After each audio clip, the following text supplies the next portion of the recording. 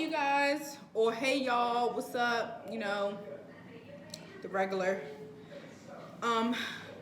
We are back with another video. Today's video is a military related video. If you're new here, my name is Ariel Brandon. I make beauty, lifestyle, and military related vlogs. I am a college student, I am a wife, I am a military spouse. So a lot of the things on my channel I know from experience as far as being military. So this video is a military related video, and today's video is going to be about PCSing in the military, tips and advice. For those of you who do not know, PCSing is permanent change of duty station or station like that. It's basically when you and your spouse, or you are as a military member or whatever, the military is now moving you somewhere else to a new duty station, such as a new country, a new city, town, state, whatever, wherever they want you to go. So this video today is basically all about that. And if you are newlywed, congratulations, military spouse, get ready for the ride, okay? If you see me looking down, it's because I have notes that I want to talk about and make sure that I do not forget anything. That was gross. Gross. So yeah, y'all, I want to show y'all my oil diffuser. Yep, that's what we doing. So first things first, I do want to put out a disclaimer that everything that I say in this video, everything is my own opinion and something that I've learned from my own personal experience, being though I have PCS before. So this video is for newcomers, people who are wondering what to expect, what should you do, what you shouldn't do, what you should bring, who you should talk to, just things that, you know, I did not know and I had to learn on my own. So I'm making this video for newcomers to be aware and informed, and to possibly pass this information on to someone else. Don't forget to like, comment, subscribe, and share. And you know, join the fam. Join us. Okay, so first things first. Once you receive news about PCSing, so I can say from experience that when my husband received news that he was going to be PCSing, that's not the same thing as getting your orders. So like your command can say that you're PCSing or somebody, you know, something like that, but until you have till it's on paper, it ain't real, is what I'll say.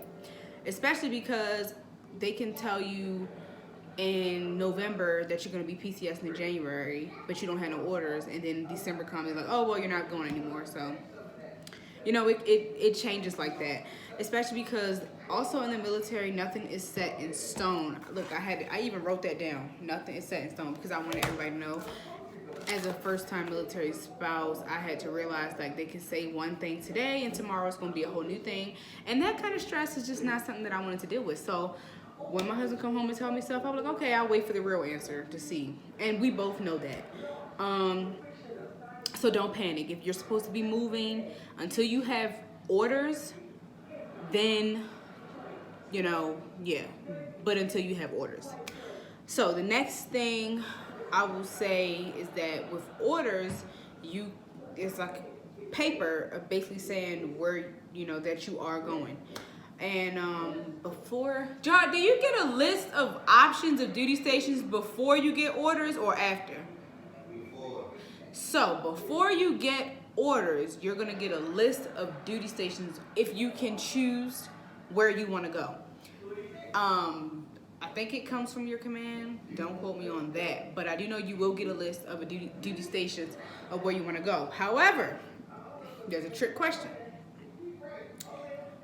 The duty stations that are on that list can come and go. So let's say if they give you the list on Monday, and you are looking through it and you don't choose. Let's say you wanted to go to Fort Campbell. Not saying you would want to ever do that in your life, but let's say you want to go there, and they give you the list on Monday, and then you and your spouse are talking it over, and then you go back on Friday and say, okay, we want to go to Fort Campbell, and they say, oh, Fort Campbell's gone, it's not available anymore. So I will say, know what you want to do, know where you want to go if it matters that much. But yeah, because like I said, nothing is set in stone. So they can give you a list of what they're saying is available, but it's not going to be available for long. So if you see a place where you really want to go, close to home, close to family, or whatever, choose quickly and wisely. I can say that because I knew that I wanted to go back to college, and I knew that I wanted to do certain things in college. And the college that I wanted to go to just so happened to be one of the duty stations had the college, had different things I wanted to do. And I'm like, okay, you know what? Let's go here because it fits for everybody. It works for everybody. We jumped on it the minute we knew. Boom. Granted, I researched this college 2 months before because we had got word that we were going to be PCSing. And once we chose Fort Bliss, which we're at now, that's how I found out about UTEP. So I go to the University of Texas at El Paso because we're in El Paso, Texas. So that's the school that I go to now. So just make sure that when you pick a duty station that you're there for, like a specific reason, or if you're not, it doesn't matter. But for me, like college, I wanted to make sure I was at a specific school for a specific reason, and that's why we chose that duty station. So the next one was, where are you going? Spouses, jobs, depending on location, whatever. Now, I kind of answered that in the first one, but as far as spouse, jobs, so me, I'm a spouse. There are some spouses who, I'm not going to say majority of spouses are stay-at-home moms. I don't know that to be actual factuals, so I can't say that. However, I do know that I've met a lot of spouses who are stay-at-home moms. And, they have kids and stuff. So I don't have any kids, so I'm not a stay-at-home anything. So with that being said, I would say if you're a spouse and you want to go back to school, you want to get a certification, you want to do something with your extra time. If you don't have a job, if you want a job but you want a meaningful job that could lead into a career, I would say you need to go to mycaa.mil. I went through myCAA and I got a $4,000 spouse grant that pays for a certification as long as you finish, and you have a year to complete the program. If you don't finish the program in a year, you have to pay the money back. However, the program that I did was only 8 months, and I had a year to complete it. So I finished mine in about 10 months because I slacked off, but I did finish mine, and I became I got a certification in registered behavior technician, which is the job that I do now, and it pays really well. It's also a part of my major, and it's working with children with autism, doing ABA therapy with them. So I will say that my CAA really set me up for success because I'm making tons more money than I was making when I first got married and moved to a military installation as, just a regular spouse. I was working, making minimum wage. I didn't have any money. So now I have a little bit more financial freedom, not like a billionaire, but like, I can pay my own bills. I can go get my nails done, get my hair done, do a lot of stuff for myself that I couldn't do when I first got married because of the fact that I didn't make that much money. So, and the grant is free to sign up. You don't have to pay anything. You even will get a free laptop. I got a free laptop with the program that I did. And also with the program that I did that program specifically because I knew what I wanted to do in life. I knew my purpose. I knew what I wanted my dream career to be. And I chose the path that will lead me straight to where I know that I'm going.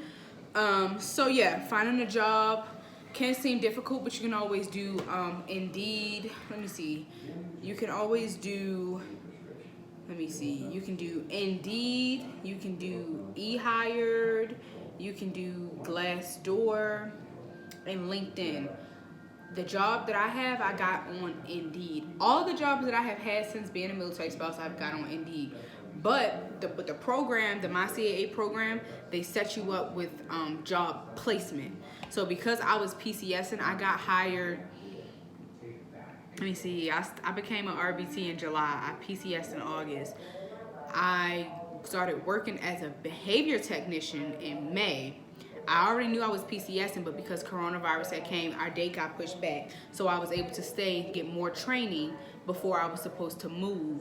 So with that being said, you know, just think about it. Like, think about it. So with that, my CAA, they set you up with an account on eHire. Let me see if I can get it up for y'all so I can show you. They put you with the professional, I don't know what it's called, like a person to make you like a really, really good resume and everything. Oh, they must have signed me out because I don't use it anymore. But yeah, so they set you up on eHire, which is like this. This is what the app looks like. Yeah, the program that I use, they set me up on eHire, and I was able to work with a professional to build my resume to be more professional and appealing to employers, and that's how I got the job that I got now. So if you're a military spouse and you're wanting to go back to school and get back in the swing of things, but you're in the middle of a PCS move, my CAA, I'm gonna put the link on the screen, and I'm gonna put the link in my description box so that way you guys can click on it yourself and sign up. Moving on, packing. So with packing your house wherever you live, the military packs you up for free. They bring a big truck with like 3 or 4 workers, and they come and they pack up your whole house. Your couches, your TVs, your TV stands, your dishes, everything.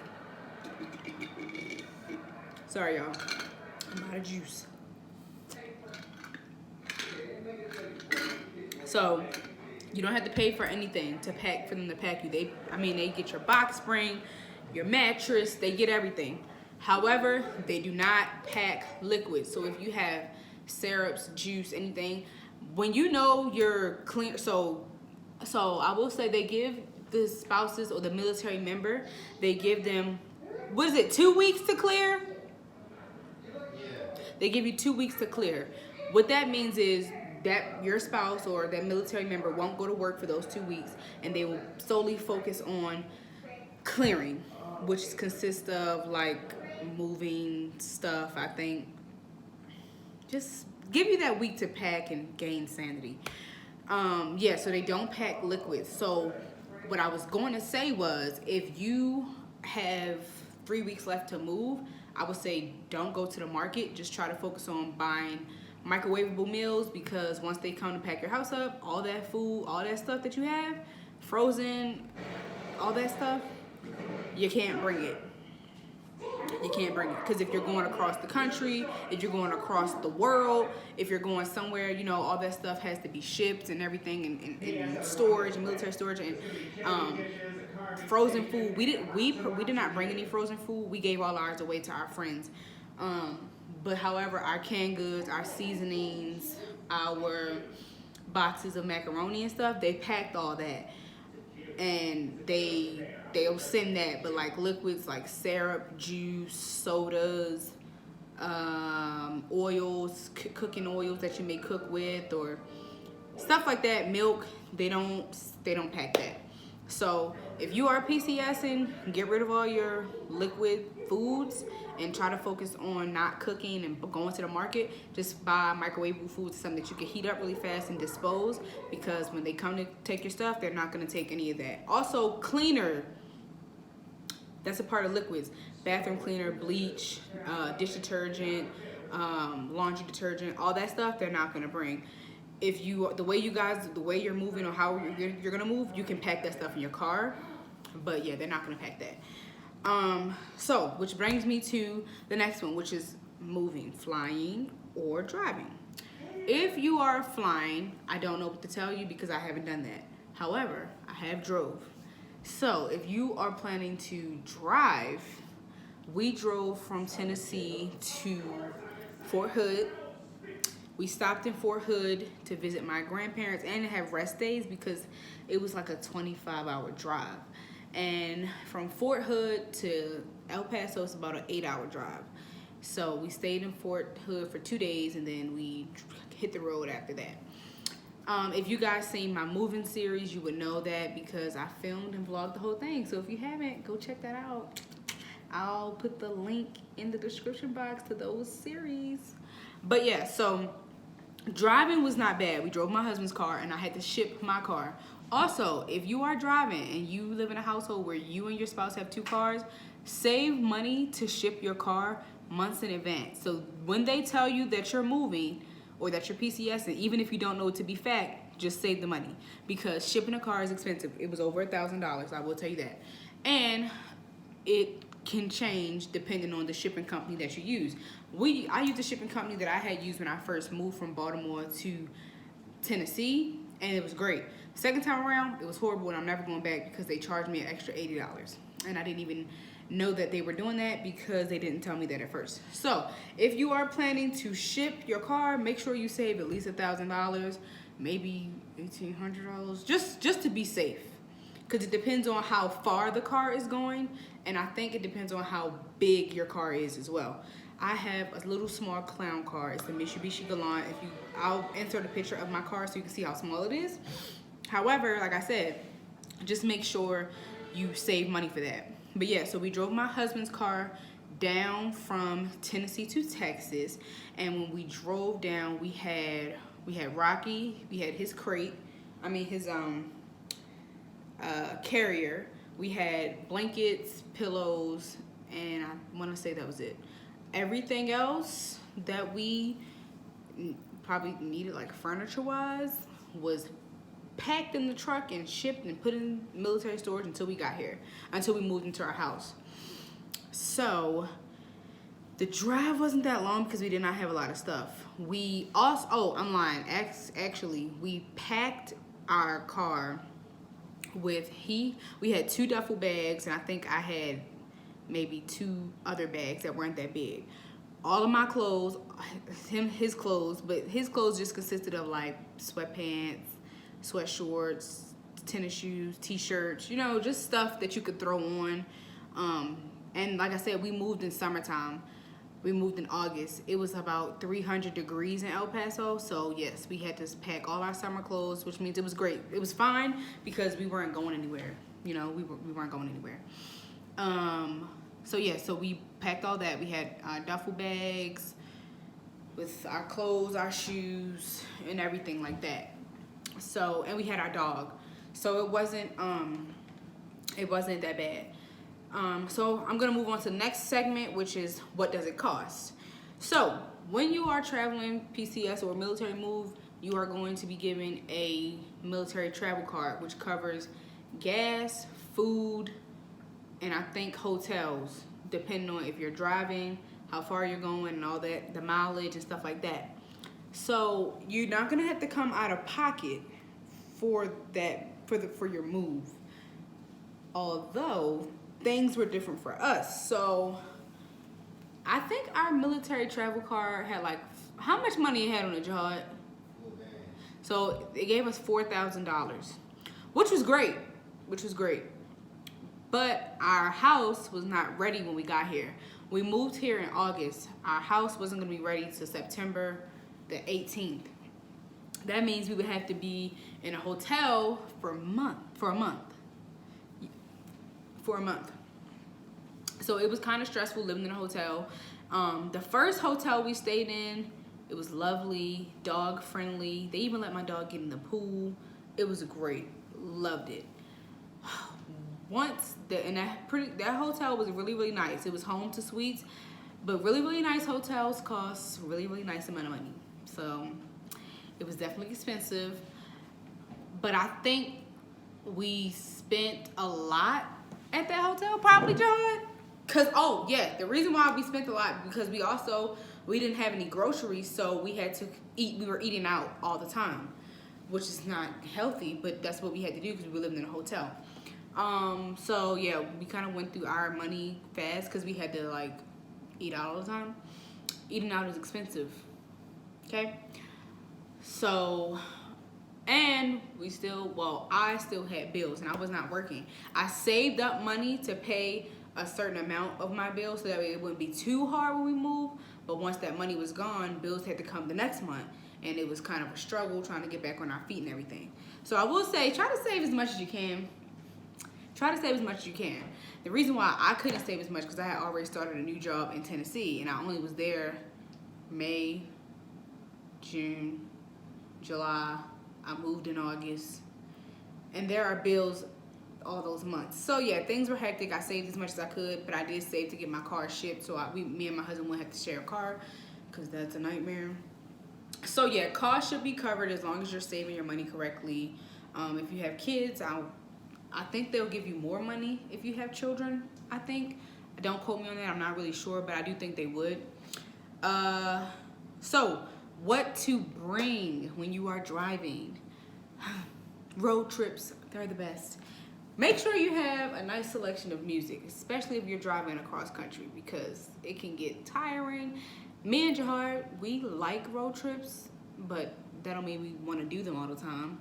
So it was fun, but it definitely got a little annoying after a while because like, oh, I just want to go lay down. Had a crook in my neck. I don't even like driving, so Jahar drove majority, but I did drive. Bring some pillows for your butt. Bring pillows to lay down on, like when you extend the seat back, have a pillow. Bring blankets because it can get cold, even if you don't want to have the heat on all the time or whatever. Like, just make sure you have everything you need. We had left at around 4 a.m. so we could get on the road early, and it was pretty okay. It was cool. However, what else do you need to bring? If you're traveling with pets, doggy bags, because you have to stop frequently to let them use the bathroom and feed them. So we stopped, and Rocky's now used to road trips. He just goes to sleep. Like, he doesn't get antsy or anything. I don't know what to tell you guys if you have pets that get antsy. Now, I will say that Rocky will throw up, so we don't feed Rocky. I'll feed Rocky like hours before we're supposed to get on the road, so that way he doesn't throw up. What I did was I just brought a bunch of grocery bags. So if you're black, not saying this is a black thing, but black people save grocery bags. I took all the grocery bags that we had saved up. It was a lot of grocery bags, and I just used them. I put puppy pads in his carrier and grocery bags, so that way if he did throw up, I could just take a grocery bag, put it in there, tie it, throw it in the trash. Also, the grocery bags were for his poop and stuff, because I don't use doggy bags. I'm just not that fancy. So yeah, if he was pooping anywhere, I just would pick it up with the grocery bag. So make sure you have a bunch of that if you have pets. Cats, I don't know what to tell you if you have a cat. I don't know, because they use a litter box. So yeah, that's all for flying and driving. Moving on to housing. This is the last segment, and I have 3 bulletin points to go over. Real simple, real easy. Housing. Unfortunately, our living situation had to change, which is a blessing from God because we didn't know what we were getting ourselves into anyway. However, we were able to snag a 3-bedroom, 2-bedroom home on off-post housing. So we are still in military housing, but it's off-post. So we don't have to go through a gate to get to our house or anything like that. Basically, if you are coming to Fort Bliss, I don't know if any other military installations do this or have this. I don't know, because this is my first time actually living on military base. What we did was we went to fortblissfamilyhomes.com, which is this website right here. If you might be coming to Fort Bliss or know somebody who's coming to Fort Bliss and they need a place to stay and they're okay with military housing, this is the website. I'm gonna also put the link for the website in the description box below. And so on the website, you can apply. The housing we live in right now is E2 to E6, I believe, because we are a 3-bedroom, 2-bathroom, 1-car garage.